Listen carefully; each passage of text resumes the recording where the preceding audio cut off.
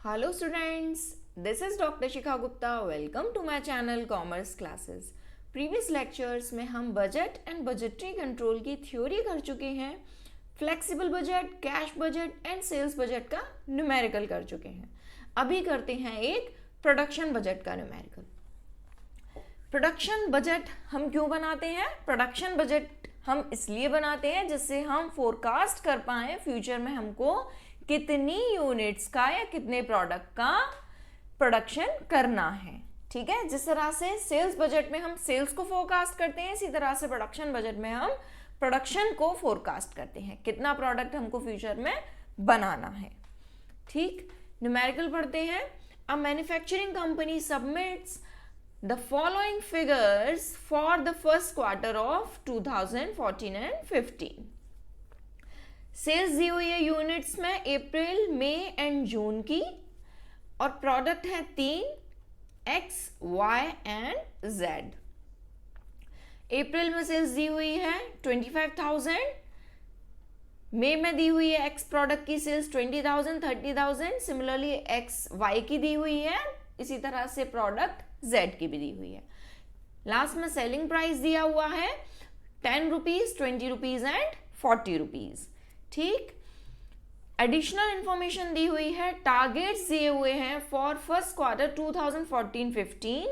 क्या टारगेट्स हैं? Cell quantity increase करनी है बाय 20% एक्स की, 10% वाई की और 10% जेड की. ठीक, सेल्स प्राइस इंक्रीज करना है, एक्स में कुछ भी इंक्रीज नहीं करना है, और वाई में 10% करना है, जेड में 25% करना है. ठीक, फिर दिया हुआ है स्टॉक पोजीशन. स्टॉक पोजीशन हमारा प्रोडक्शन बजट बनाने में काम आएगी. स्टॉक पोजीशन ये वाली, ये वाली, ये वाली, और ये जो दो इंफॉर्मेशन है ये सेल्स बजट बनाने में काम आएंगी. ठीक है, सेल्स बजट, और ये जो इंफॉर्मेशन है ये आएगी प्रोडक्शन बजट बनाने में काम. ठीक, एक बार पढ़ लेते हैं, फिर सेल्स बजट बनाएंगे, उसके बाद प्रोडक्शन बजट बनाएंगे. सेल्स बजट बनाना पहले ज़रूरी होता है जिससे हमको यूनिट्स पता चल जाएं कि कितनी यूनिट सेल होंगी, उसी हिसाब से प्रोडक्शन किया जाता है, उसी हिसाब से प्रोडक्शन बजट बनाया जाता है. ठीक, नेक्स्ट दिया हुआ है sales stock position on 1 April 2014 percent of April 2014 sales. 1 अप्रैल को 2014 अप्रैल की सेल का 50% ओपनिंग स्टॉक, मतलब 1 अप्रैल को क्या होगा? ओपनिंग स्टॉक होगा ना. 50% होना चाहिए अप्रैल की सेल्स का ओपनिंग स्टॉक. इसमें भी 50 होना चाहिए, इसमें भी 50 होना चाहिए. ठीक है, और अभी न्यूमेरिकल सॉल्व करेंगे, वर्किंग नोट करेंगे तो और क्लियर हो जाएगा. Stock position on 30th June. 30th जून को क्या पोजीशन होनी चाहिए स्टॉक की? 20,000, 25,000, 5,000. 30th जून को क्या होगा? जून का क्लोजिंग स्टॉक होगा, है ना.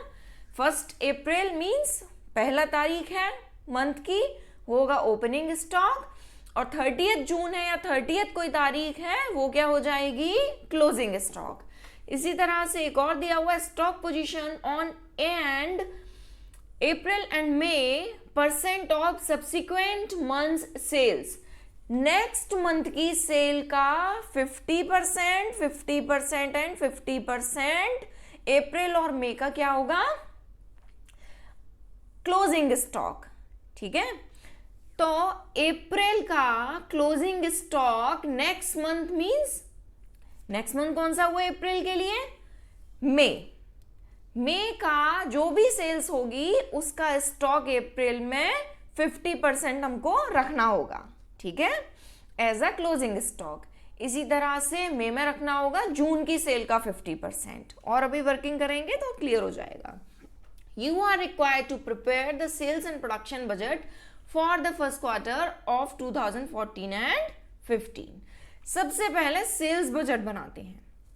सेल्स बजट के लिए हमको दो इंफॉर्मेशन दी हुई है एडिशनल.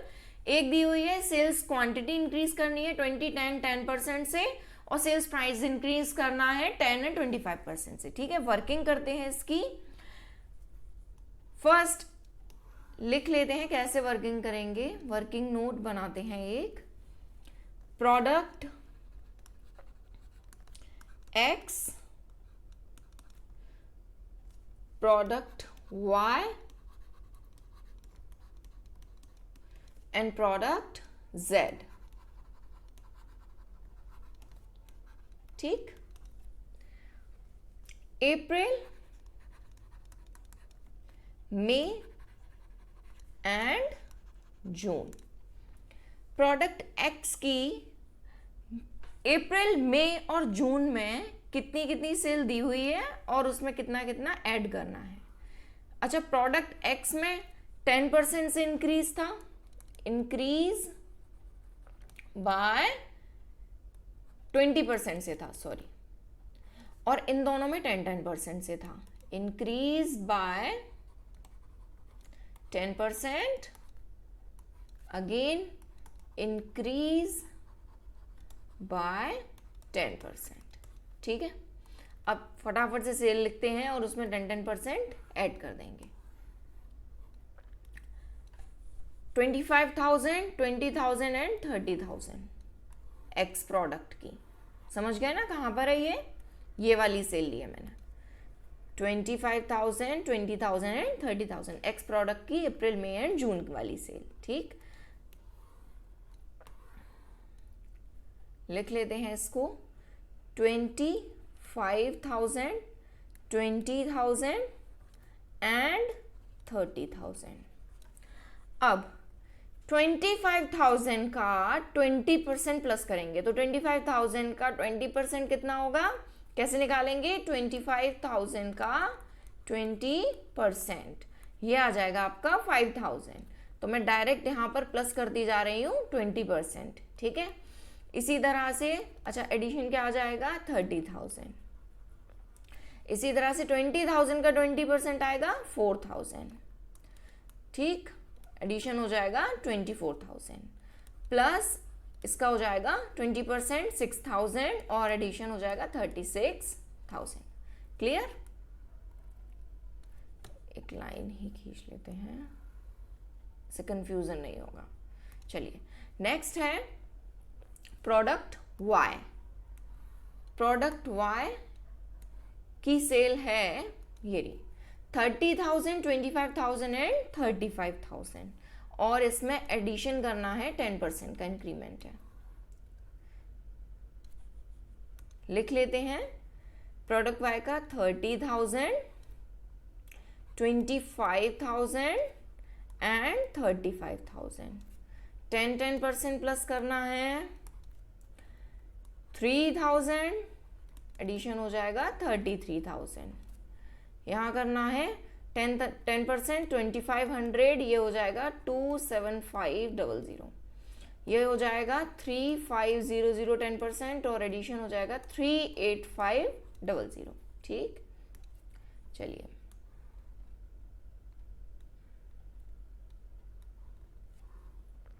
अब कर लेते हैं प्रोडक्ट Z। प्रोडक्ट Z के लिए पहले पता कर लेते हैं कितनी कितनी क्वांटिटी है Z में। इसमें भी 10% का ही इंक्रीमेंट है, ये वाली 10,000, 10,000 एंड 10,000।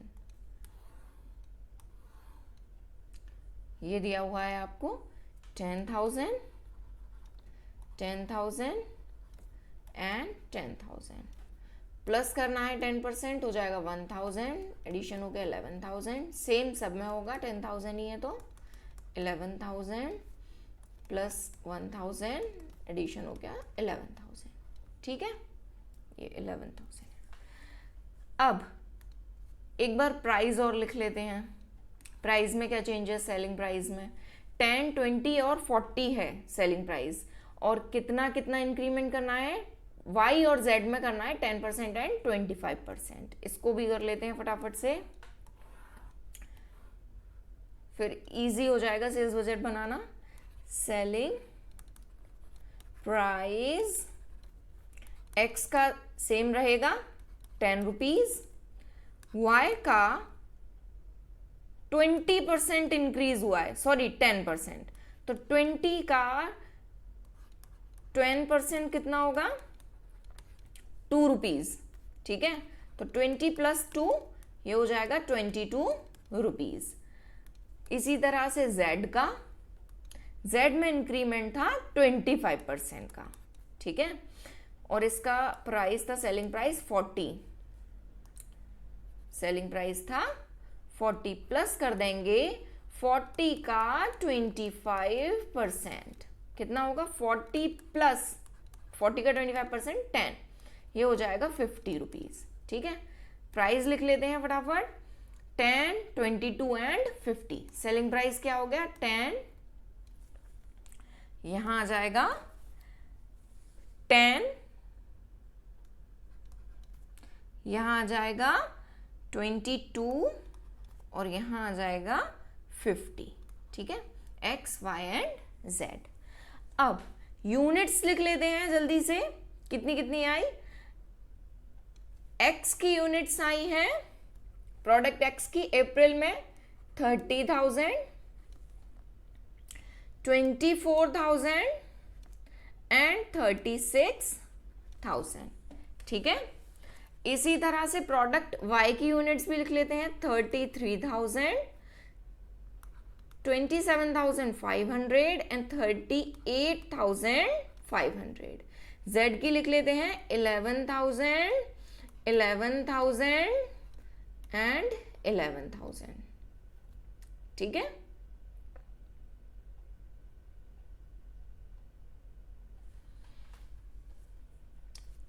राइट। अब यूनिट्स का इनटू सेलिंग प्राइस में करेंगे तो क्या आ जाएगा, अमाउंट। यहां आ जाएगा 3 लाख,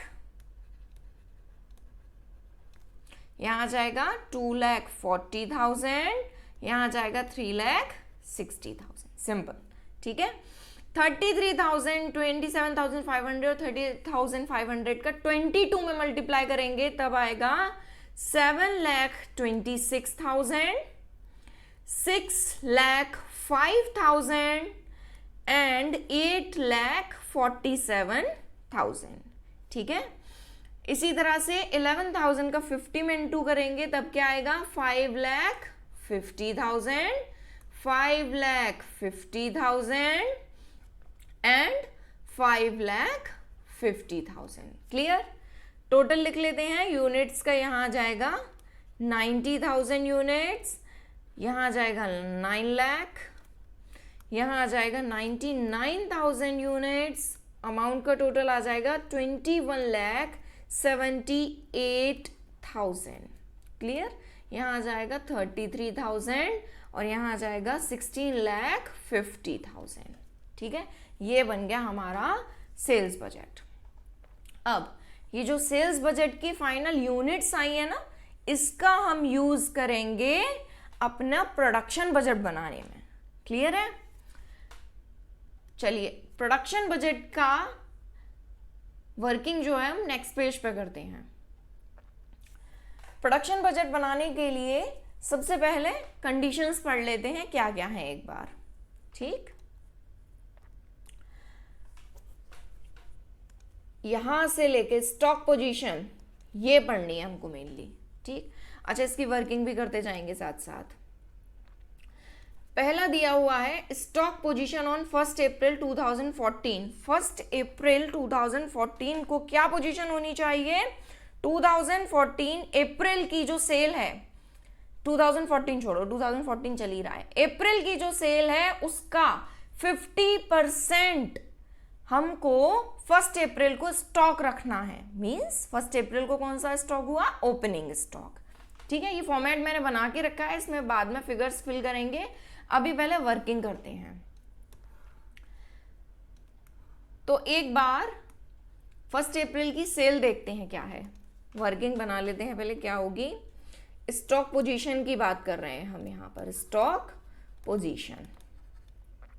ठीक है, बहुत सिंपल है, थोड़ा सा ध्यान देने की जरूरत है।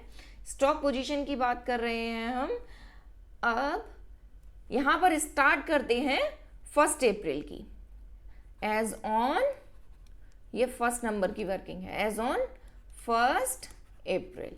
ठीक है, 1 अप्रैल को हमको कितना रखना है, 50% ऑफ अप्रैल सेल्स यूनिट। अप्रैल में जितनी भी सेल हो रही है उसका 50%। तो यहां पर तीनों प्रोडक्ट का एक बार देख लेते हैं अप्रैल की सेल्स कितनी है। अप्रैल की सेल्स कितनी आई, यूनिट्स की बात कर रहे हैं हम, अमाउंट नहीं देखेंगे। यूनिट्स में अप्रैल की सेल कितनी आई, एक्स प्रोडक्ट की आई है 30,000, वाई की आई है 33,000 और जेड की आई है 11,000। 30, 33, 11,000। इसको लिख लेते हैं नेक्स्ट पेज पर।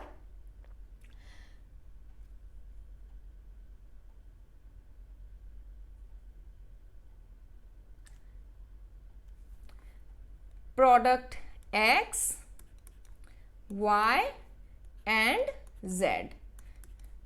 प्रोडक्ट एक्स की अप्रैल की सेल्स है 30,000, वाई की है 33,000 और जेड की है 11,000। अब हमसे कहा है कि 50% of April sales unit, 50% of April sales units, मतलब अप्रैल की जो सेल है उसका 50% हमको ओपनिंग स्टॉक रखना है। तो 50% इसका कितना हुआ, 15,000, 30,000 का 50%, 33,000 का 50% कितना हुआ, 16,500 और इसी तरह से 11,000 का 50% हुआ 5,500।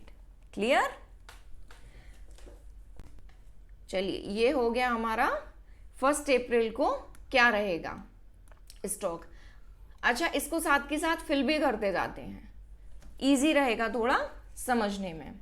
यह आया था 15,000, 16,500 एंड 5,500 अप्रैल का opening stock.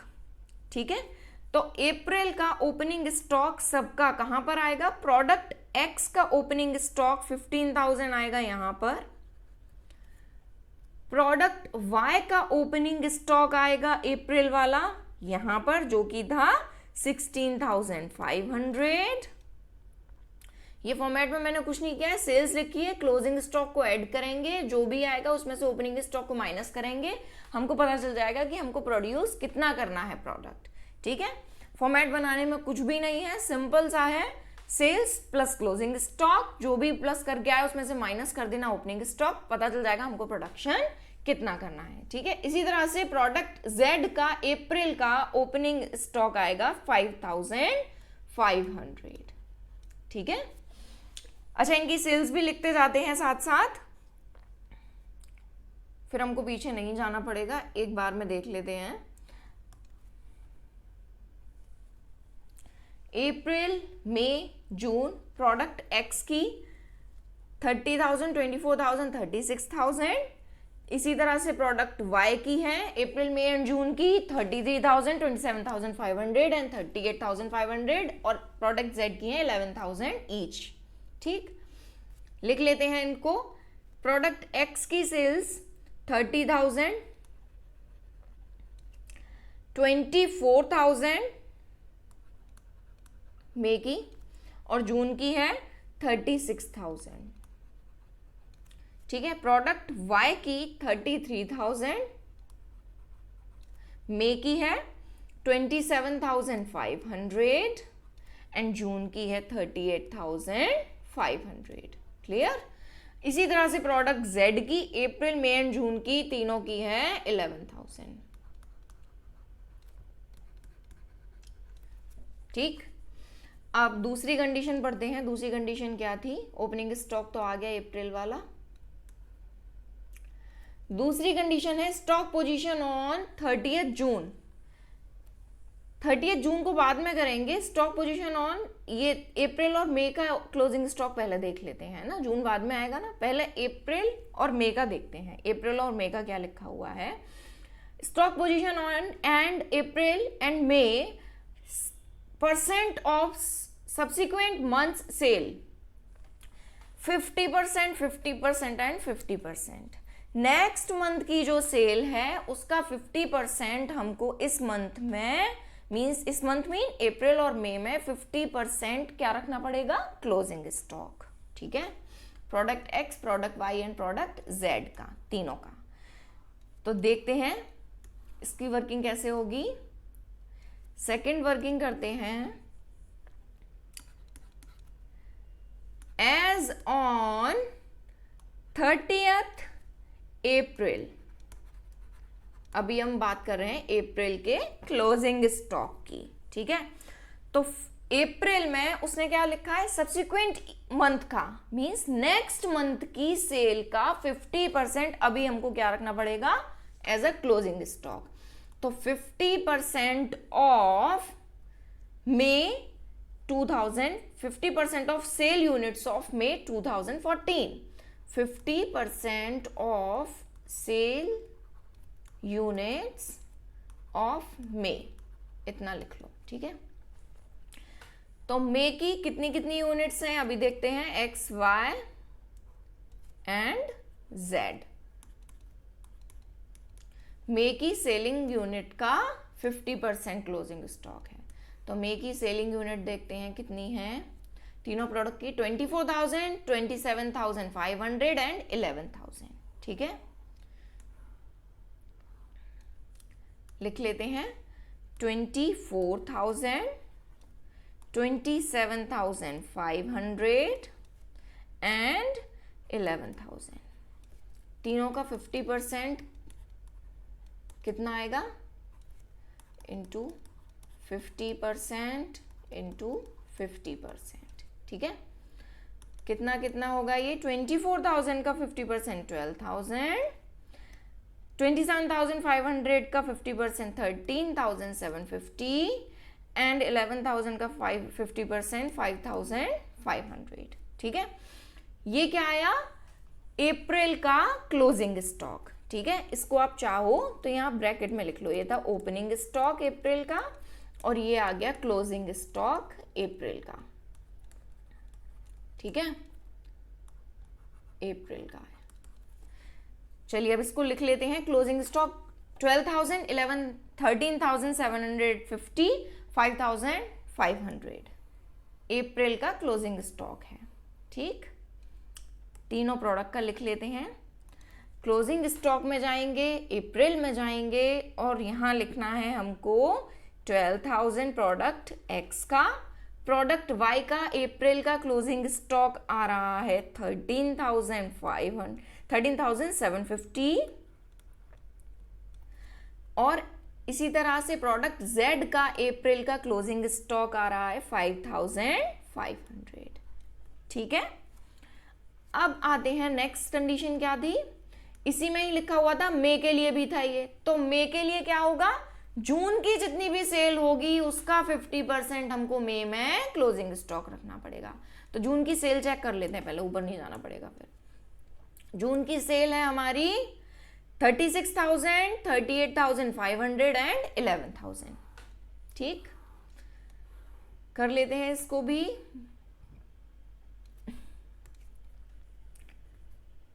Third working note है ये, एज ऑन 30th June,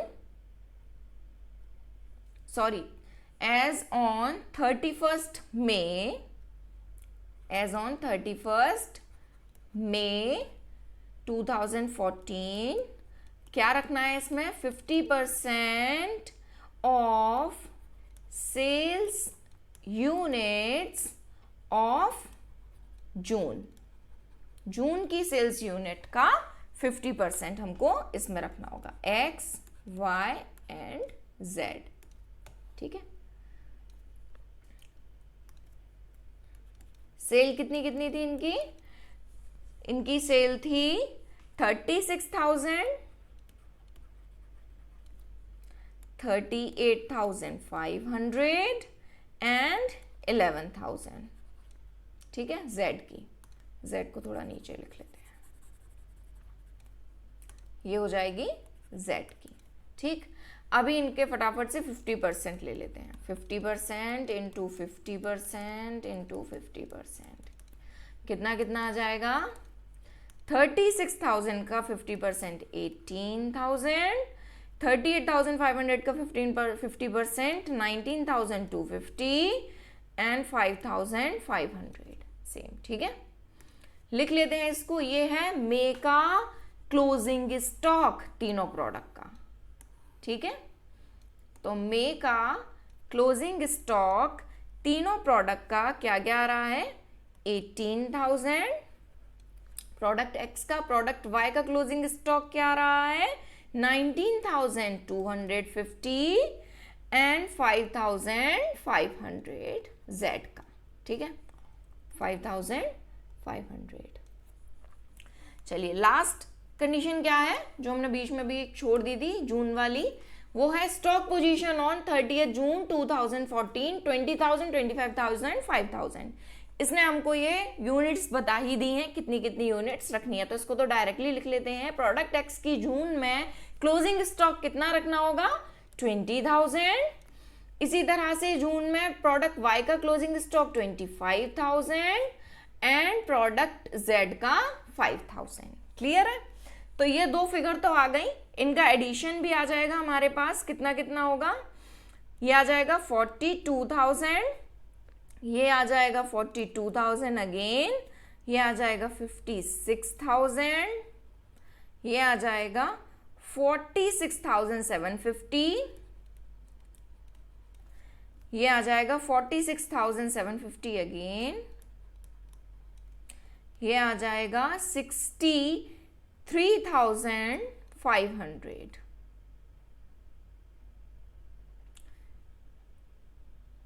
$63,500।